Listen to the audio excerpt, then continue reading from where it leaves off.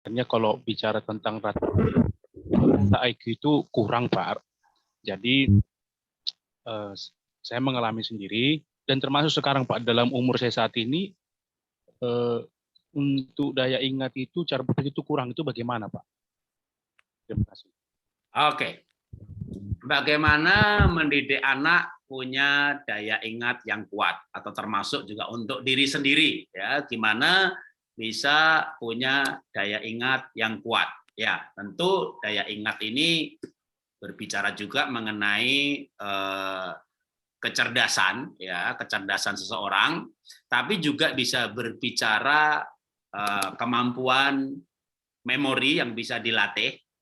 Jadi kita bisa melatih daya ingat.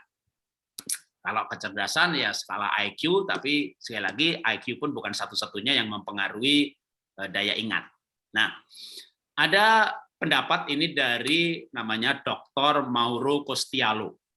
Ini orang tinggal di Amerika, tapi berasal dari Amerika Latin. Itu berbicara menghubungkan antara daya ingat dan fokus dengan gambar diri. Jadi anak-anak yang punya gambar diri baik, gambar diri itu bagaimana seseorang memandang dan menilai dirinya. Contohnya misalnya Daud. Daud itu kan berkata, Mazmur 139, aku mengucap syukur, kejadianku dahsyat dan ajaib. Dan jiwaku benar-benar menyadarinya bahwa dia dahsyat ajaib. Artinya Daud memandang dirinya itu luar biasa. Itu namanya gambar diri. Kenyataannya kan Daud sebenarnya secara fisik nggak luar biasa ya. Dia punya 7 saudara yang tinggi besar, jadi tentara semuanya, dan Daud badannya dengan kakak-kakaknya semuanya, dia nggak sebesar kakak-kakaknya. Bahkan waktu Daud ke medan perang, lagi nggak ada perang, ternyata semuanya takut dengan Goliat, lalu Daud bilang mau perang, kan Alkitab menulis Daud dikasih baju perang. Dan waktu dia pakai baju perang, dia nggak bisa jalan, jadi orang-orang tertawa. Orang-orang mentertawakan Daud, tapi Daud tidak mentertawakan dirinya. Nah, itu namanya gambar diri. Nah, apa hubungannya gambar diri dengan memori atau daya ingat? Kalau ilmunya Dr. Mauro Costiello, itu orang yang punya gambar diri bagus, bersyukur dengan dirinya, itu memorinya lebih kuat. Ini berbicara mengenai kemampuan memori. Nah, lalu gimana cara memperkuat memori? Perkuat gambar diri, dalam arti diperbaiki gambar diri. Kalau mengeluh dengan diri sendiri, lalu gimana hubungan dengan parenting? Supaya anak punya gambar diri bagus? Dipuji sisi baiknya. Anaknya bandel, nakal, coba puji dia kreatif. Anaknya males, tapi dia sabar. Kenapa nggak dipuji sabarnya? Anaknya pelupa, tapi pandai bergaul. Orang pelupa itu temannya banyak. Kenapa? Karena temannya banyak itu dia karena pandai mengampuni. Kenapa? Karena memang lupa. jadi anak itu ada positif negatifnya. Nah, waktu dipuji sisi positifnya, diakui, diapresiasi, ya gambar dirinya berkembang, itu juga menambah kemampuan memori. Nah, ada lagi, ini ilmunya Gerard Edelman. Gerard Edelman itu memenangkan Nobel mengenai otak yang maksimal, tahun 71. Bisa ketik di Google, Gerard Edelman. Nanti kalau Anda misalnya sering webinar dengan saya ya, Anda tanya animasi, Anda tanya teologi, Anda tanya akhir zaman, Anda tanya second coming, Anda tanya apa aja, saya akan menjawab, sebut ayat, sebut buku, sebut penulis gitu ya. Itu semuanya di luar apal gitu ya. Loh, memorinya kuat banget. Anda baru tahu baru satu bidang parenting di sama saya. Nanti belum bicara lukisan, saya bisa nyebut sejarah ini, sejarah itu. Saya bina ekoenzim, ngajari Sabtu depan saya ceramah mengenai mikrobiologi, probiotik gitu ya. Dan semuanya tanya jawab talk show ya di luar kepala, nama-nama bakteri, fermentasi dan sebagainya. Itu gimana Pak ngelatih memorinya? Oke, saya akan bagikan sebagian-sebagian ya. Dalam arti saya juga IQ di bawah 120 ya, cuma 116 IQ saya. Berbicara memori dan daya ingat, apa yang dikatakan oleh, ini kebetulan memang saya punya filenya ini ya, harusnya pada file di PowerPoint yang sama, tapi slide yang berikutnya saya cari sebentar, ini dia ya. Oke. Ini adalah gambar yang saya permudah, tapi di dalam slide ini ada tulisan Gerard Edelman MSI, doktor ya. Ketik di Google nama Gerard Edelman, nanti akan muncul bahwa dia seorang pemenang Nobel yang mengajarkan atau mempunyai ilmu mengenai otak yang maksimal. Nah, kenapa di dalam parenting itu kita perlu mengisi hati anak dengan cinta? Karena waktu anak atau manusia itu hatinya penuh dengan cinta kasih, itu memorinya luar biasa. Nah, oke, kita kasih contoh dulu ya. Tapi ini hukumnya Gerard Edelman. Hati penuh cinta kasih, memori daya ingat luar biasa. Ini hukum. Nah, oke. Hukum ini perlu dikasih contoh biar gampang. Oke.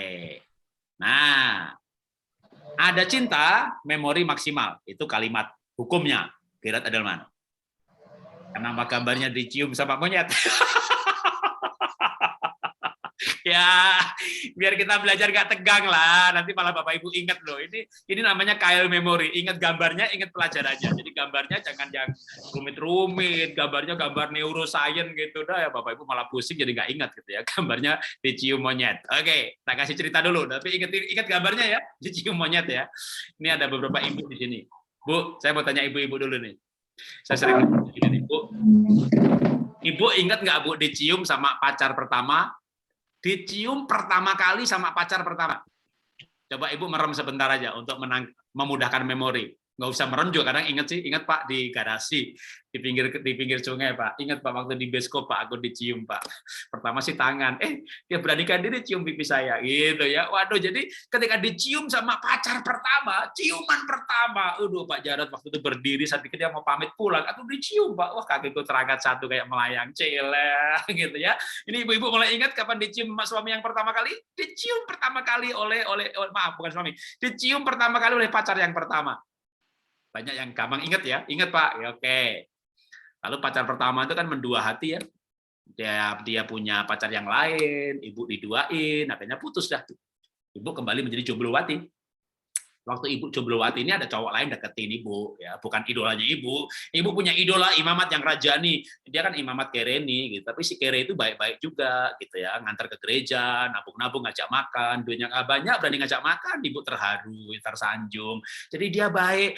Orang tua nggak setuju, ibu nikah mau pacaran sama dia, tapi ibu membela, orangnya baik kok.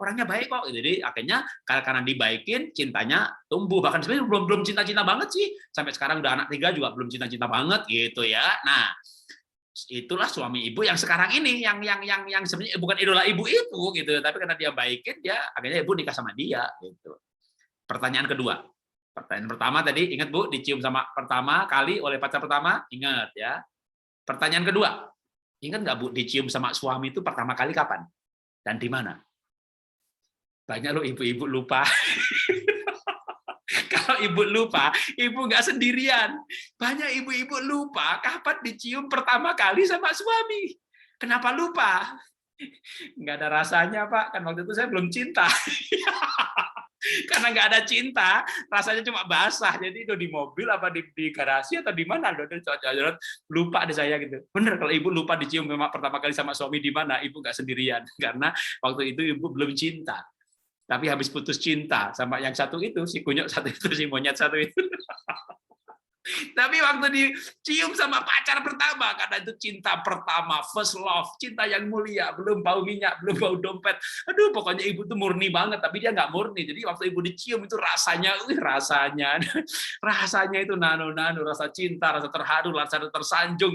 Wah, ibu Ingat Pak, saya pakai baju pink, pacar saya pakai baju biru, angin sepoi-sepoi di bawah pohon. Wih, detail banget. Bajunya dia apa? Ingat saudaranya, dari mana tuh kekuatan memori? Ternyata cinta itu memorinya, bikin memori luar biasa. Bapak cinta bekerja, penuh dengan passion, ya kan? Waduh, punya toko itu ada 200, 300, 400 barang, item barang. Bapak ingat stoknya, Bapak ingat harganya, barang ini supplier mana, supplier itu nomor teleponnya berapa, HP-nya nggak dipakai redial satu berapa, enggak, dia ingat nomor telepon pelanggannya, dia pencet aja langsung nomor gitu. Kenapa? Dia bekerja dengan cinta. Sehingga ketika pegawai bilang, kok barangnya habis, masih di lantai 2, pojokan, naik ke atas, nomor 3, ada barang di sana. Ingat lagi lokasi barangnya di mana. Kenapa? Dia bekerja dengan cinta. Sehingga ada ratusan item barang, puluhan supplier, suami ingat. Suami yang otaknya kinclong, hafal harga, hafal supplier ini pulang ke rumah. Di rumahnya ada istri nggak ratusan, cuma satu. Lalu istrinya bilang begini, mau kemana Pak? Minimarket. Beliin ya, ini. Ya. Sampai minimarket suami lupa. Cuma 3 item. Tapi tadi istri suruh beliin apa ya? Kenapa suami yang di kantor ratusan barang hafal, antusias, bekerja dengan cinta? Tapi di rumah muka istri bikin dia stres. Memori langsung ambiar. Jadi kalau ibu-ibu ini punya suami pelupa, kayaknya ibu perlu bertobat loh. ibu marah sama suami, bikin suami stres, ketemu ibu, suami jadi pelupa. Anak-anak yang stres mudah lupa. Maka tugas orang tua bikin anak bahagia. Ketika anak bahagia penuh cinta, nanti pelajarannya gampang diingat. Jadi memori itu berhubungan dengan cinta. Tentu ada lagi tips namanya Kyle Memory. Kyle Memory itu contohnya, oke. Tak kasih ini gambar tadi, kenapa sih gambar ini monyet gitu ya? Ini namanya Kyle Memory. Gambar yang gampang diingat, supaya Bapak ingat gambarnya, ingat pelajarannya. Nah, orang itu lebih mengingat gambar daripada tulisan. Lebih mudah mengingat warna daripada bentuk. Oke, ini ada beberapa prinsip sebenarnya ya mengenai Kyle Memory. Kalau hasil akhirnya gimana, Pak? Oke, kita kasih hasil akhirnya dulu ya, kalau mungkin tertarik ya. Anak saya kelas 1 SD, saya bawa seminar parenting. Jadi anak saya kelas 1 SD itu berarti tahun-tahun 99, 2000. Saya bawa seminar parenting, pesertanya 200 orang peserta seminar. Saya bilang sama panitia, daftar hadir, saya minta ya, kasih anak saya. Panitia tolong ya, kalau 3 menit angkat tangan. Nah, kalau kamu sudah hafal, kamu angkat tangan. Sering anak saya angkat tangan duluan. 200 nama, dalam waktu 3 menit, nanti Bapak Ibu peserta seminar boleh bertanya. Dalam daftar hadir tadi, nomor 74 siapa? 113 siapa? Bagaimana caranya tuh? Kyle Memory. Jadi anak saya pernah saya lesin Super Brain.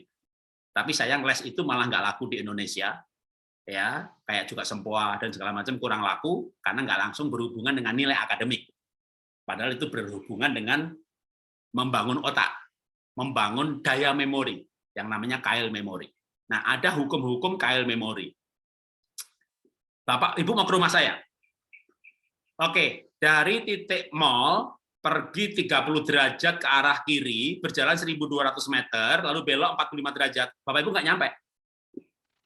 Gimana kalau saya kasih instruksi gini, dari mall, melangkah 300 atau 500 meter, pokoknya lihat gedung warna hijau, belok kiri. Ketemu warna kuning, belok kanan. Ibu nyampe.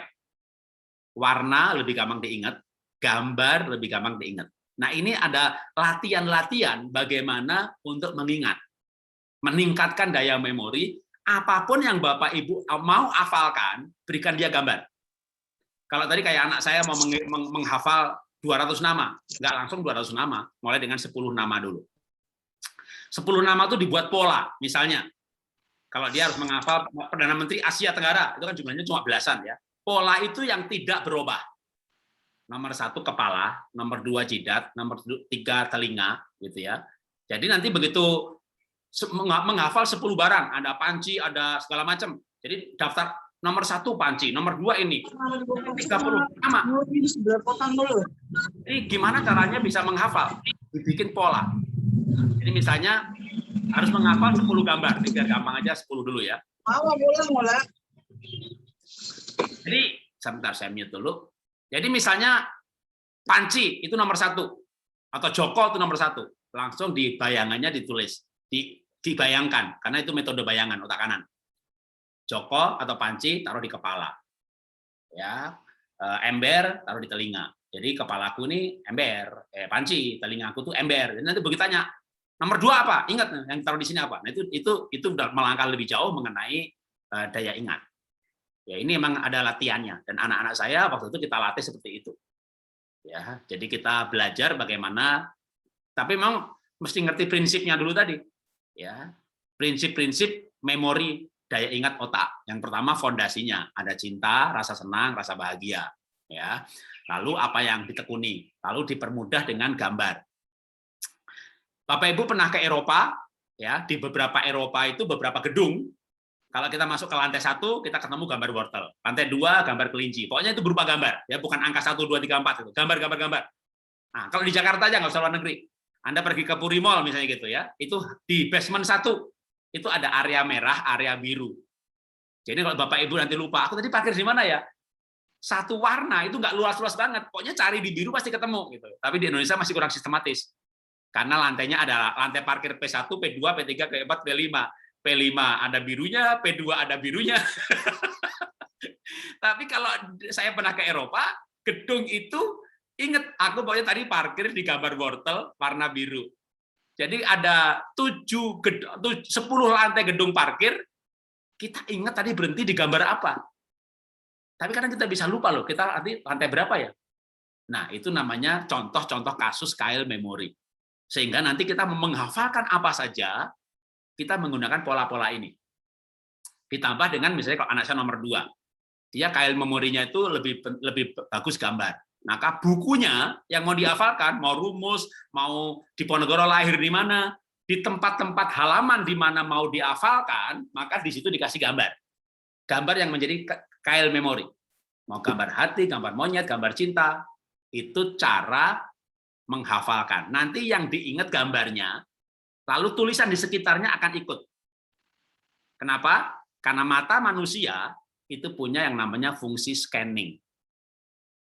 Makin tinggi dilatih kemampuan seperti ini, nanti orang baca itu nggak baca kalimatnya, tapi kayak bukunya di scanning. Nanti bisa diingat lagi apa yang terscanning. Ini kalau sudah advance ya, tapi paling tidak yang pertama coba menghafal apa yang perlu dihafal dengan dikasih Kyle memory berupa gambar, ayat, angka, nomor telepon yang harus dihafal itu dikasih gambar-gambar di catatannya. Nanti hal-hal yang penting itu paling tidak akan bisa hafal. Sampai makin lama, nanti akhirnya daya memorinya, walaupun IQ nggak tinggi, terlatih. Kalau terlatih kan enak ya. Mau khotbah apa aja, ayatnya hafal. Mau telepon, bukunya ketinggalan, HP ketinggalan, bisa ke telepon umum, nomor teleponnya hafal. Itu guna ketika sudah meningkatkan daya memori. Oke. Saya lihat dulu di chat, ada banyak chat masuk, apa pertanyaan?